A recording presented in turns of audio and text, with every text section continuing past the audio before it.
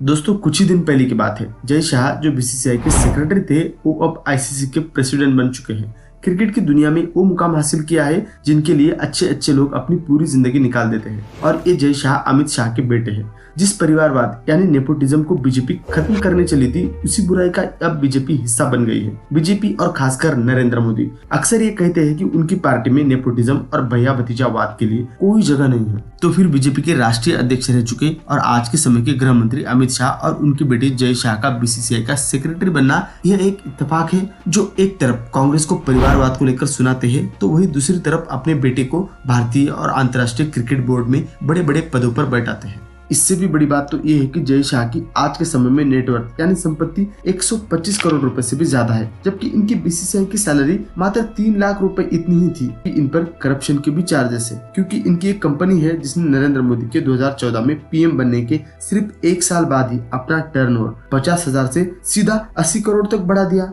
आखिर ऐसा कैसे हुआ? अब सवाल ये है कि जय शाह के पास इतने सारे पैसे कैसे आए, और आज के इस वीडियो में हम इन्हीं सारे सवालों के जवाब जानने की कोशिश करेंगे। तो चलिए जानते हैं। जय शाह का जन्म 22 सितंबर 1988 में अहमदाबाद के एक हिंदू फैमिली में होता है। जय शाह की फैमिली हमेशा से एक हाई प्रोफाइल फैमिली रही है।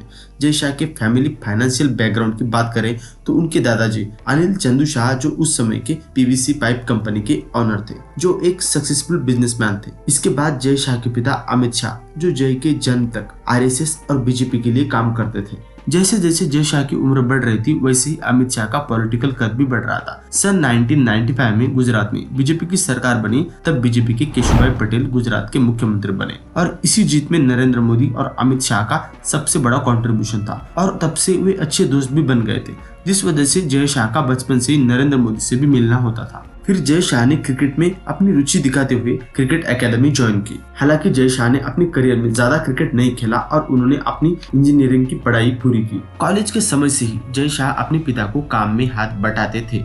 आपको बता दें कि अमित शाह स्टॉक मार्केट में ब्रोकर का काम भी करते थे। उनके पोर्टफोलियो में Hindustan Unilever, ITC, UltraTech cement जैसे स्टॉक्स थे। उस दौरान जय शाह अपने पिता के पोर्टफोलियो को मैनेज करना सीख रहे थे। उस समय वो पढ़ाई भले ही इंजीनियरिंग की कर रहे थे, पर प्रैक्टिकली वो बिजनेस स्ट्रेटजीज को समझने में लगे हुए थे। और आता है साल 2009 जब शाह फैमिली क्रिकेट से जुड़ती है। 2009 के समय गुजरात एसोसिएशन का पूरा कंट्रोल कांग्रेस के नेता नरहरि आनंद के पास था। इस वक्त पर अमित शाह गुजरात में हर एक एसोसिएशन को बीजेपी के कंट्रोल में लेना चाहते थे जो कांग्रेस के अंडर थी। ऐसा ही उन्होंने गुजरात क्रिकेट एसोसिएशन के साथ भी किया। पॉलिटिकल प्रेशर बनाकर उन्होंने नरहरि आमीन को रिजाइन करने पर मजबूर किया और गुजरात क्रिकेट एसोसिएशन को बीजेपी के कंट्रोल में ले लिया। और उस समय नरेंद्र मोदी को गुजरात क्रिकेट एसोसिएशन के प्रेसिडेंट पद पर चुना गया और अमित शाह वाइस प्रेसिडेंट बन गए। और जय शाह महज 21 साल की उम्र में गुजरात क्रिकेट एसोसिएशन के एग्जीक्यूटिव बोर्ड मेंबर बन गए। इससे ये बात तो हम कह सकते हैं कि जय शाह नेपोटिज्म के ही रिजल्ट है। जल्द ही गुजरात क्रिकेट एसोसिएशन में जय शाह का कद बढ़ने लगा जब 2013 में नरेंद्र मोदी और अमित शाह नेशनल पॉलिटिक्स में एक्टिव हो गए थे और उन्होंने गुजरात क्रिकेट एसोसिएशन की सारी जिम्मेदारियां जय शाह को सौंप दी। और तब जय शाह अपनी पढ़ाई खत्म कर चुके थे और वो फुल टाइम इस एसोसिएशन के लिए काम कर रहे थे। इस वक्त गुजरात में मोटेरा स्टेडियम का काम चल रहा था, जो दुनिया का सबसे बड़ा स्टेडियम बन रहा था। इस काम की जिम्मेदारी अमित शाह और जय शाह पर थी,